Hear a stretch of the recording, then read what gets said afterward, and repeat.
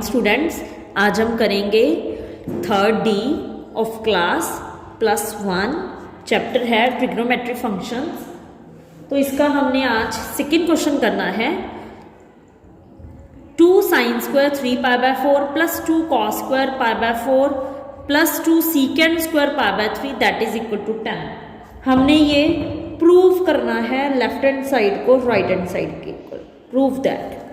ठीक है, तो इसके लिए सबसे पहले हमने ये वैल्यूज फाइंड आउट करनी है। 3π/4 क्या होता है, π/4 क्या है, π/3 क्या है।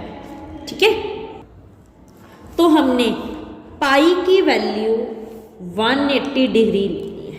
पाई की वैल्यू कितनी है, 180 डिग्री।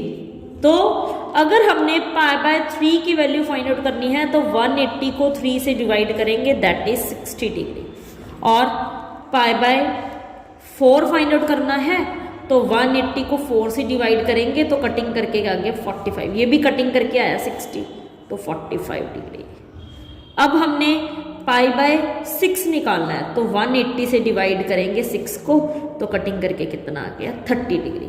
तो हमने ऐसे ही π/2 की वैल्यू फाइंड आउट करनी है। 180 को 2 से डिवाइड किया, कटिंग करके आ गया 90 डिग्री।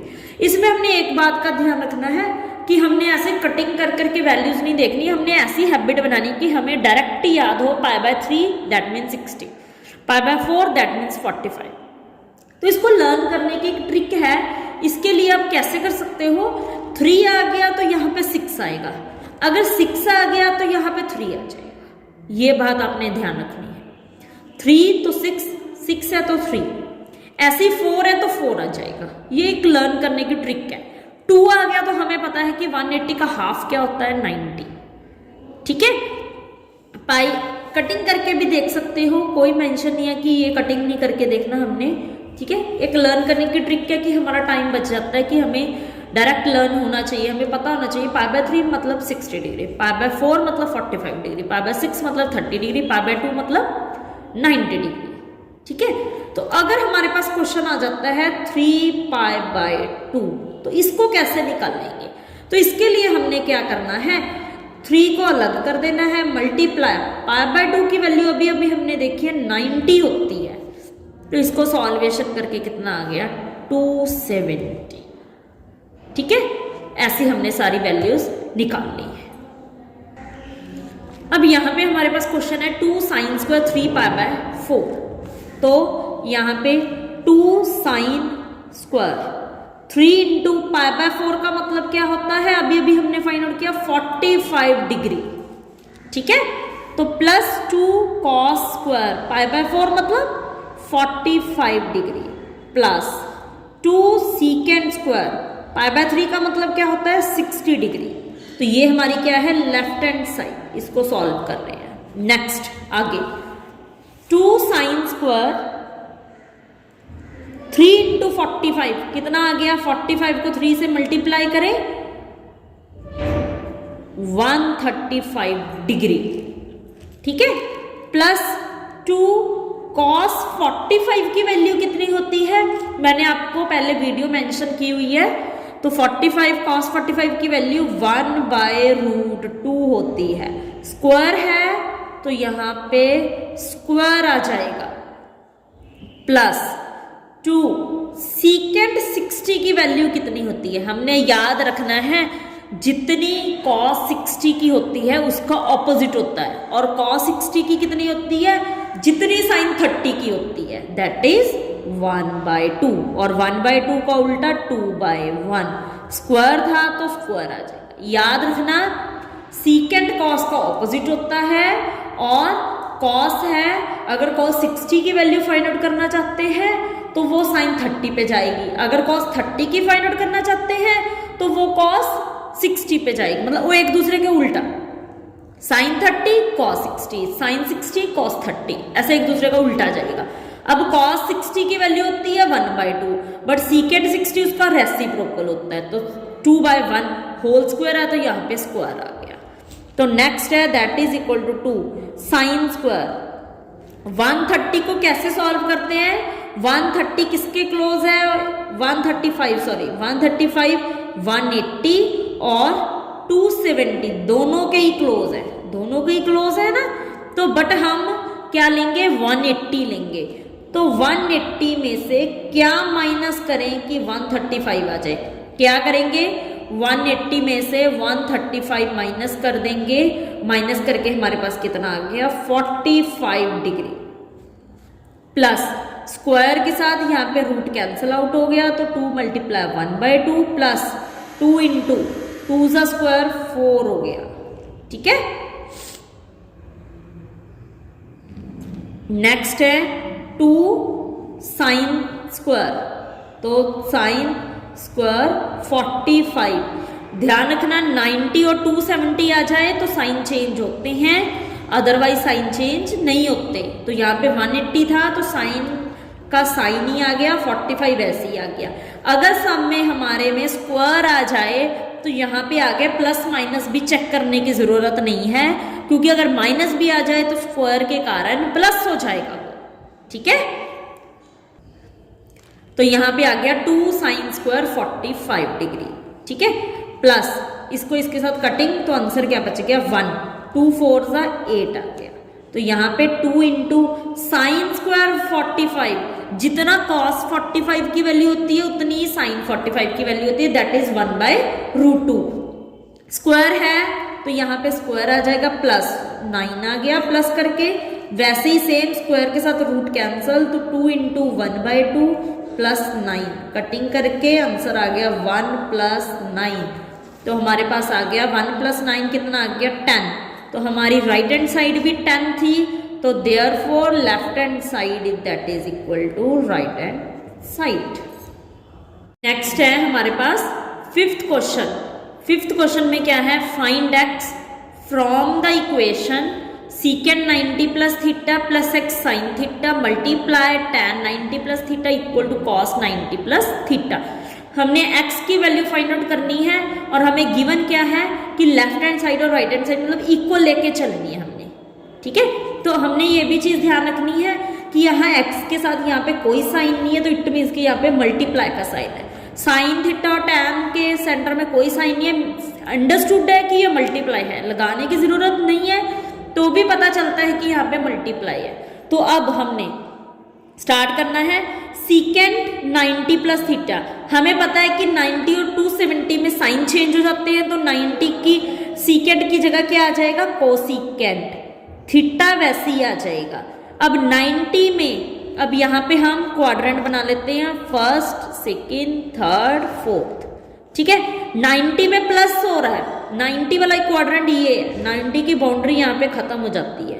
अब इसमें कुछ प्लस हो रहा है तो सेकंड में चला गया, सेकंड में सीकेंड होता है नहीं, तो इसका आंसर क्या आएगा नेगेटिव। स्टेटमेंट को देखना है, इसको नहीं देखना। सीकेंड है तो प्लस, नहीं है तो negative, plus x sine theta. अब tan 90 प्लस थीटा को सॉल्व करते हैं, 90 आ गया तो tan का क्या बन जाएगा कॉट थीटा।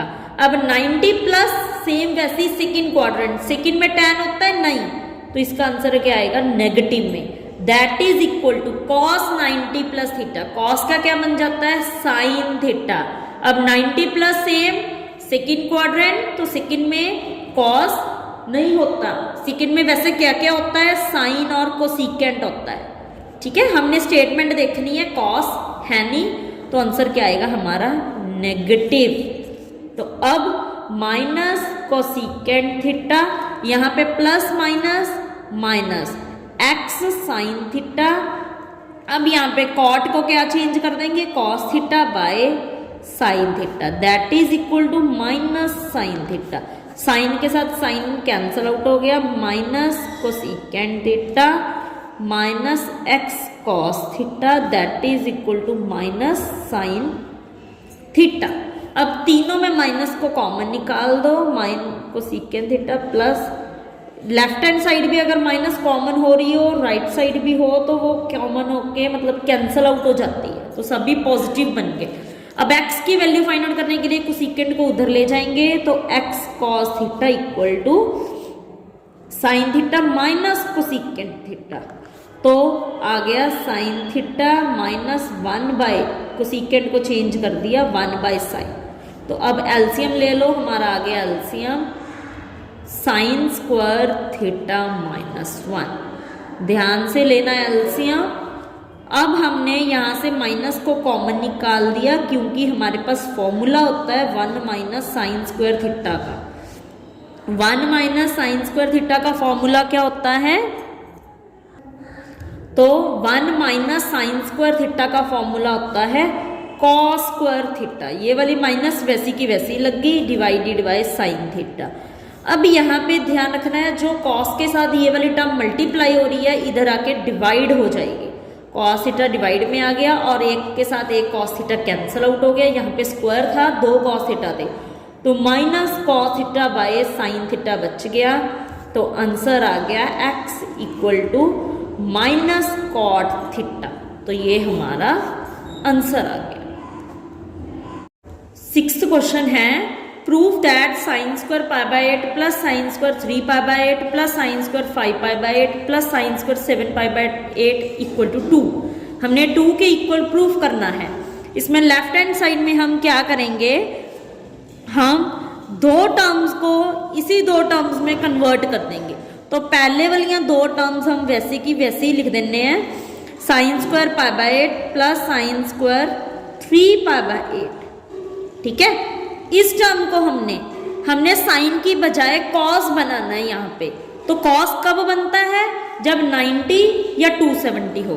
90 छोटा है तो हम 90 में कन्वर्ट करते हैं। कैसे पता चलेगा? यहाँ पे हमने इसको 90 प्लस समथिंग करना है। 90 के बजाय हम यहाँ पे क्या लिखेंगे? पाई बाय 2, क्योंकि पाई बाय 2 का मतलब भी 90 होता है। तो हम 5 पाई बाय 8। और एक और बात, हमने इस टर्म को 20 मतलब कि 600 200 ऐसी फॉर्म में हमने कन्वर्ट नहीं किया, क्योंकि डिवाइडेड बाय 8 है तो एग्जैक्ट 45 30 ऐसे कुछ नहीं बनेगा सॉल्वेशन करके।